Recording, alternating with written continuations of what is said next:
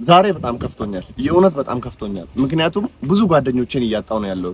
በዙሪያ ያሉ ቪዲዮን የሚቀርጹልኝ ከኔ ጋር የሚሰሩ ልጆች እኔ በመናገረው ምክንያት በጣም ህይወታቸው የተበላሸ ነው የሚገኘው። እሱ ምንድነው? የኦንላይን ቁማር የሚጫወቱት ይሄንን ቪዲዮ የሚመለከቱት ከ100% 75%ቱ ስለዚህ ቁማር እንደሚያውቁት እርግጠኛ ነኝ። ምክንያቱም የኢትዮጵያ ወጣት ሆኖ ይሄንን የኦንላይን ቁማር የማያውቅ የለም ብዬ ስለማላስብ ማለት ነው። ስለዚህ እባካችሁ ይሄን ቁማር አቁሙ። ደግሞ በጣም የሚያሳፍረውና በጣም አስከፊው ጉዳይ ምንድነው?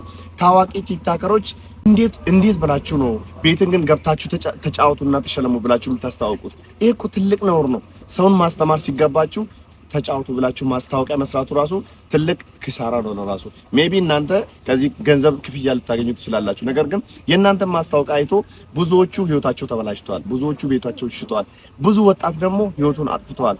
ህይወቱን ያላጠፋ እንኳን አብደዋል። ስለዚህ ይሄንን የኦንላይን ቁማር መንግስትም አንድ ማለት አለበት። በቁማር ያለፈለት ሰው የለም፣ ህይወቱ ያለፈ እንጂ። ቁማር ህይወታችሁን አይቀይርም፣ ህይወታችሁን ከማበላሸት ውጪ። ወጣቱ ዛሬ የቤተሰቦቹን ገንዘብ ከጨረሰ የሰራውን ገንዘብ ከጨረሰ ነገ ወደ ሌብነት ወደ ዝርፋ ይገባል።